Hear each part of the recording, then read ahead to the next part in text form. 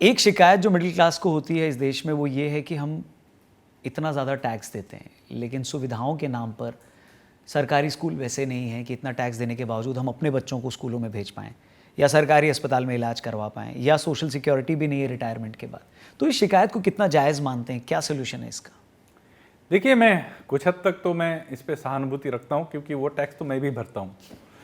देखिए, ये सही है कि हमारे सिस्टम में जो है ये पर्सनल टैक्स की बात कर रहा हूँ जी, इसका जो दबाव है ये डिस्प्रपोर्शनेटली सैलरीड क्लास पे आता है, इसलिए कि ये जो टैक्स अवॉइडेंस और जो है ये इतना हद तक हमारे समाज में फैला हुआ है कि हमारे समाज के बहुत ऐसे वर्ग हैं जो अपना टैक्स जितना उनको देना चाहिए उससे कम भरते हैं जी। तो इसीलिए क्या होता है, ये इसका जो दबाव है ये सैलरीड क्लास पे ज़्यादा पड़ता है, और ये सच है।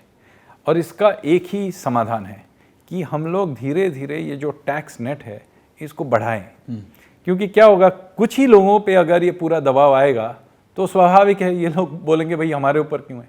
अगर ये ज़्यादा लोग इसका भार संभालेंगे तो क्या होगा कि इसका भार फिर हम लोग मतलब स्प्रेड आउट कर पाएंगे जी। तो एक अच्छी चीज़ हुई है पिछले मतलब जीएसटी और ये कुछ सुधारों के बाद कि पिछले 4-5 साल में ये जो टैक्स कलेक्शंस जो हैं, डायरेक्ट टैक्स कलेक्शन जो उनमें आपने देखी होगी कि उनका विकास दर काफ़ी ऊंचा हो गया है। जी सर। तो इससे एक लाभ है कि हमारे पास एक अवसर है, एक बार में नहीं, अगले कुछ साल कि इसको और समान तल में हम इस पर डिस्ट्रीब्यूट कर पाएँ। तो हमारे पास, हाँ, हम लोग कोशिश कर रहे हैं। आप अगर देखेंगे पिछले 10 साल में जो मिनिमम थ्रेशोल्ड था वो काफ़ी हम लोगों ने बढ़ा दिया है, ऐसा नहीं है कि, फिर भी दबाव रहता है। मैं इसमें वैसे मैंने पहले ही कहा मैं सहानुभूति रखता हूँ, लेकिन अंत में देखिए हम लोगों को रेल चलाना है, हम लोगों को देश की रक्षा करनी है। वो जो हाईवेज़ जो आप देख रहे हैं उसमें मध्यम वर्ग के लोग भी गाड़ी चलाते हैं, और ऐसा नहीं है कि किसी चीज़ में विकास नहीं हुआ है। आप जो हवाई अड्डे में आज जाते हैं और जो पहले 10-15 साल में पहले जिस हवाई अड्डों में आप सफ़र करते थे उनमें आकाश ज़मीन का फ़र्क हो गया जी। तो ऐसा नहीं है कि कोई बदलाव नहीं आया है, बदलाव हुआ है, लेकिन हाँ आप कह सकते हैं कि जितना होना चाहिए था शायद नहीं है। लेकिन कुछ हद तक ये तो ये मतलब केंद्रीय सरकार का ये जिम्मेवारी नहीं है। तो कुछ राज्यों में जो सुविधाएं हैं अच्छी हैं, कुछ राज्यों में कम है। ये लोकल लेवल पे जो वोटर हैं उनको हमेशा दबाव रखना चाहिए, अपने जो वहाँ के लोकल जो एडमिनिस्ट्रेशन है उस पर दबाव डालनी चाहिए जी। क्योंकि ऐसा नहीं है कि हम केंद्र से हर गांव के स्कूल को मतलब देख सकते हैं। तो ये सब चीज़ें हैं जो राज्य सरकार की जिम्मेवारी में पड़ती है और उनको और लोकल लेवल पे इस पे दबाव डालना चाहिए। जो रहा केंद्रीय सरकार की, देखिए सुविधाओं में तो मेरे ख्याल से कम बहुत फ़र्क आया है जी। ये कहना कि हमारे जो पहले जैसे सुविधाएं थी उसमें और आज में फ़र्क नहीं है, ये सही नहीं है। मैं कहूँगा कि काफ़ी है और आगे और भी करेंगे।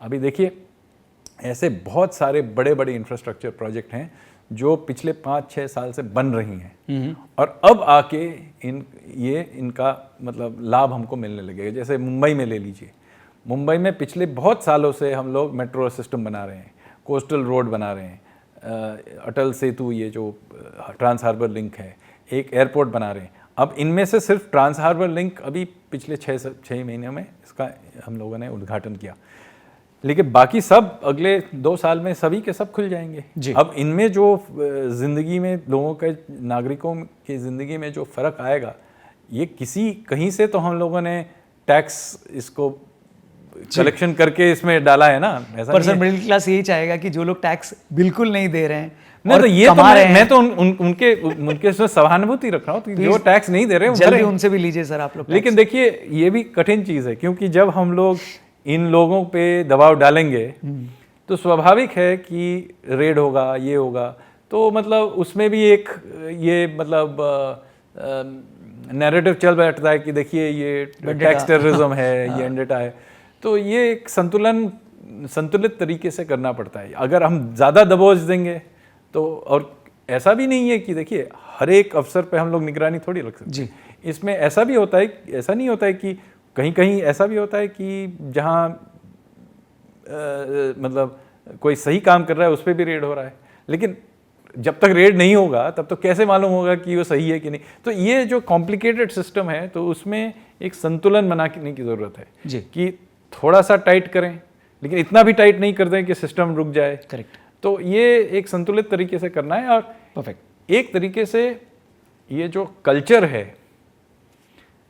टैक्स भरने का, वो समाज में फैले और ये एक नेचुरल चीज़ हो जाए। तो एक बार जब ये नेचुरल चीज़ हो जाएगी, सब अपना अपना जो भी उनको जितना देना चाहिए वो दे रहे हैं, तो हम लोग भी टैक्स रेट घटा सकते हैं। नहीं, परफेक्ट। क्योंकि ज़्यादा लोग दे रहे हैं।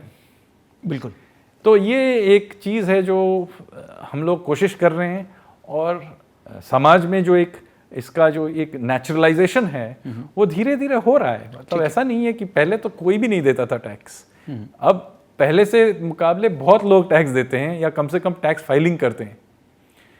तो ऐसे करते करते इससे हम फर्क तो सुधर रहा है, ऐसा नहीं है कि सुधर नहीं रहा है, लेकिन हाँ, जब बहुत लोग टैक्स दे पाएंगे तो हम लोग टैक्स रेट घटा पाएंगे। ये एक बहुत नेचुरल है, क्योंकि अंत में हमें वित्तीय साधनों की ज़रूरत है। उसके बिना मैं ना हाईवे बना सकता हूँ, ना हमारे सैनिकों को टैंक या तेजस या जो भी देना है वो दे सकूँगा, और स्कूल वूल तो आप छोड़ ही दीजिए, कहाँ से मैं, हर चीज़ के लिए साधन की ज़रूरत है। ठीक है सर।